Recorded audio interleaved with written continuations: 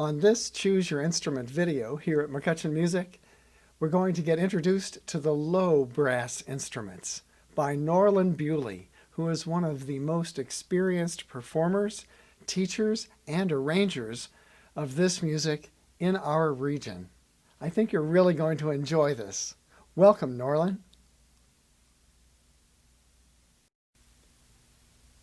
Hi, this is the trombone. The trombone is a member of the brass family, and specifically it's what we call a low brass instrument because we have two groups. Trumpet and French horn we consider high brass, and the trombone and the baritone and the tuba, which we'll show you a little later, they would all be what we could call low brass.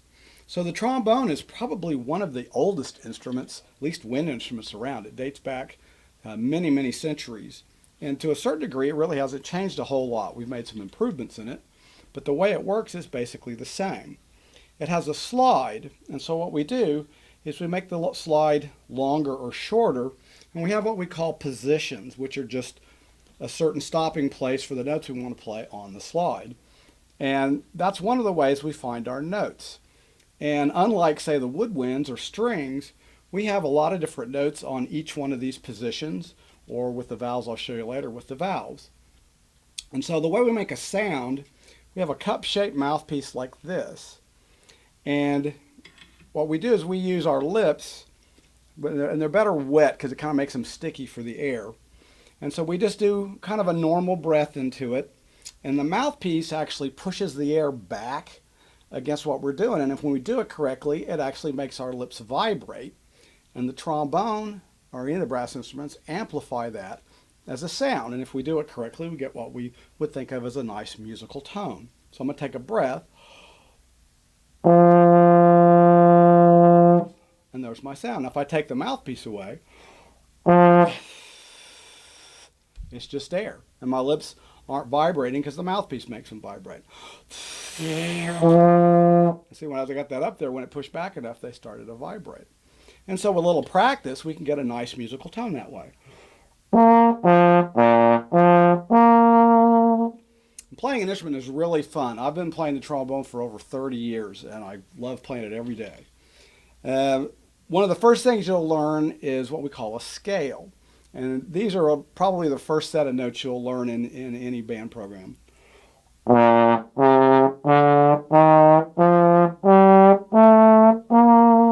You've probably heard something like that before. We just call that a scale. So as you saw when I did the trombone, I went to specific places on the slide, which I called, like I told you, positions, to find the notes that I wanted. So a little practice and kind of learn your way around, you start to get to where you can play different songs and various things. Here's a song that I like. You probably recognize this from television. I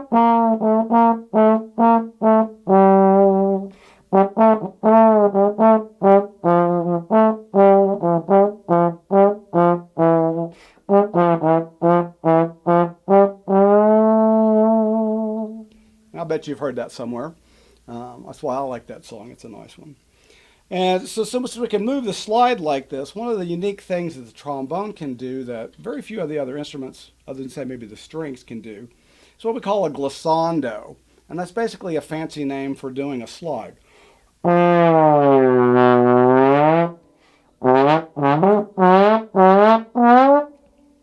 that trombone gets that written a lot because it's a neat effect to add to certain pieces and whatnot. So anyway, the trombone is a really fun instrument. It's a very important instrument in the band. It's in bands, it's in orchestras, it's in jazz bands, rock bands. It's been a popular instrument for a long time. And I think you'd really enjoy it if it fits you, because when you try the instruments, you want to see what fits you and what you like. Big thing that you want to look for is a sound that you like in an instrument. It's hardly anybody's ever going to want to play an instrument that they don't like the sound of. And I love the sound of the trombone, and that's why I play it. And so I want to leave you with one of my favorite songs, and I bet you'll recognize this.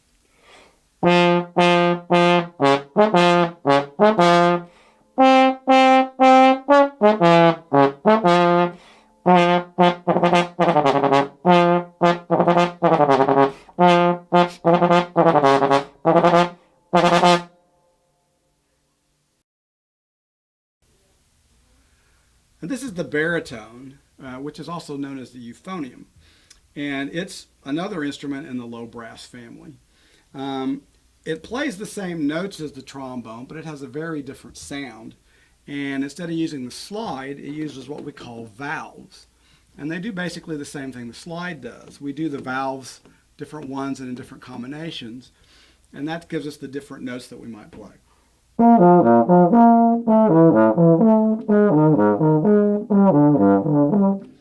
I can find all the different notes on that, and I push down the valves for the particular notes that I want.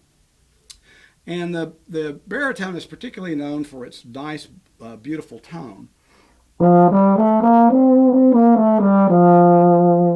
Has a nice, big, full, ringing tone. It adds a lot of depth and warmth and thickness to the sound of the band, which is very important, to get a nice, full sound for the group. So one of the first scales you would learn, or notes that you would learn, was a scale like this.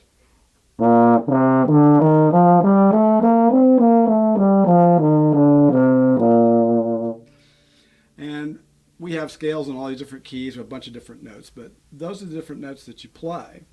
So here's a song that's a very famous song for the euphonium that was a big solo in the band. I really like it. It's fun to play.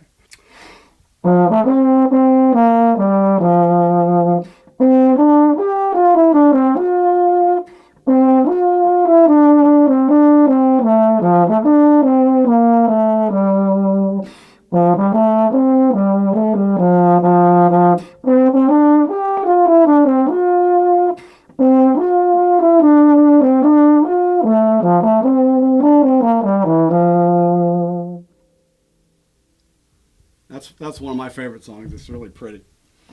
So with the valves, with the baritone, you can get a lot of the kind of technique you might get on the trumpet. A lot of fast notes. You can do it on a trombone too. It's just a different mechanism. But the baritone is particularly known in the band world because it's kind of the cello of the band, if you know what a cello is. But it's a really fun instrument to play, and it's one of the ones, if you get good at the baritone, you're definitely going to be a star in the band, because the baritone gets a lot of big parts in the band, and they don't always have people that are really into it. So if you're into the baritone, you'll go a long way. And I'll leave you with one that I like and I know you recognize. Now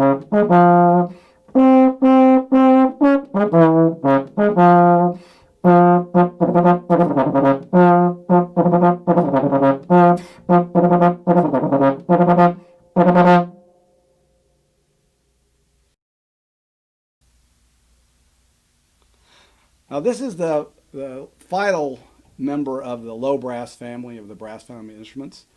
This is the tuba. Most everybody, I imagine, has seen a tuba somewhere. And it's kind of a large instrument because it's a bass instrument. The bass instruments are larger because to play the really low notes that we use, we need a lot of room for it to sound full. Otherwise, it'd kind of sound like this, bop, bop. We don't want that. We want a nice, big, deep sound. So the tuba works like the trombone and baritone, basically. We have a mouthpiece, makes the sound basically the same way.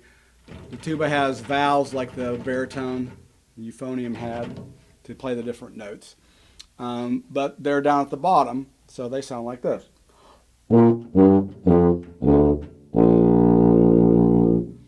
And so, again, these are some of the first notes you would learn in a scale.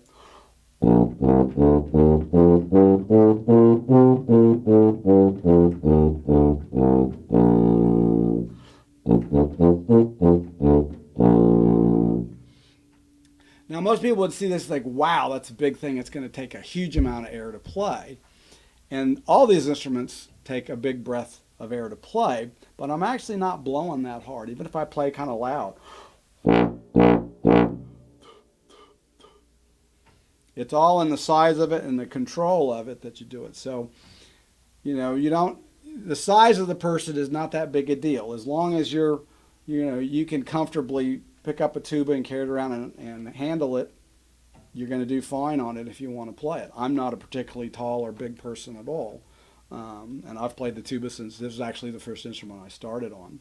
And I played it because I like the sound of it. All the instruments I play because I like the sound of it. So here's something that you might have heard on the tuba.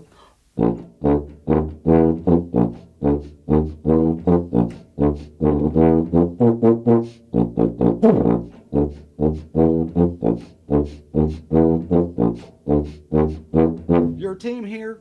Oh. You probably heard it as a sport thing, but that's how it goes.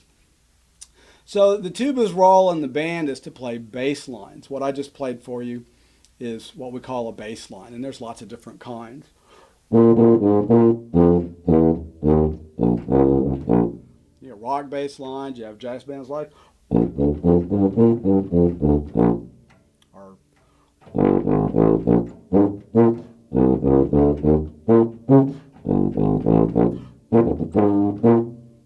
and even though the tuba is a large instrument, and you think, oh, it's not going to play any fast stuff, but yeah, the valves, it's much like the baritone was.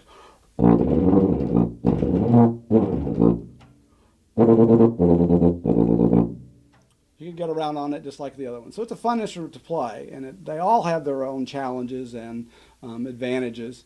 But the low brass are particularly critical for the band because if you have too much of any instrument, you really don't get the sound that you want in a musical group. So it's important that people, pick instruments and play instruments that balance it out. All right, and I'm going to leave you with, again, one of my favorite songs.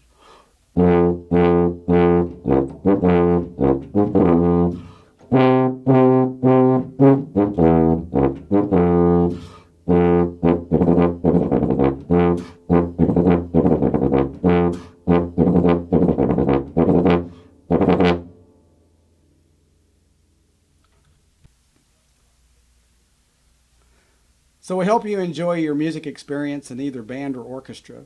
One last thing we'd like to leave you with. When you need an instrument, you want to look for a quality rental program from one of the reputable music stores or dealers in the area. It's very easy to find something in the paper or online that may seem like a good deal and turns out to not be. I mean, you might luck out, but with a rental program, you have a lot of advantages going along with it. First, it's a rent-to-own, so when you're done with the rental, you own it. Second, you have repair available because no matter how well we take care of these instruments, it's always something that goes wrong or needs maintenance or repair, and they all have quality repairmen who do great work. I have my instruments repaired in town all the time. We have some of the best here, actually. And you also need accessories. Bows, rosin, valve oil for the brass, trombone slide lubricant for the trombone, oils for some of the woodwind keys, all that type of thing, strings, you name it. And they also have quality products available. Another advantage, too, is virtually all of them offer private lessons. And most any band or orchestra program is going to highly encourage private lessons. I mean, the quality of learning in the class is great, but there's nothing like individual attention, and I think any director of any of those organizations would highly encourage it, and you can find many, many quality private instructors in the area, including me. So we hope you have a great time in music. It'll be the time of your life. Thanks a lot. Thank you, Norlan. Those instruments certainly are beautiful, and some of them are really big, too. Here at McCutcheon Music, we have a budget-friendly instrument rental program where you can accrue money towards the eventual ownership of your instrument. All of our instruments meet or exceed the national standards set by music educators. Contact us at the number on your screen and learn how McCutcheon Music can be instrumental in your child's music education. Thank you.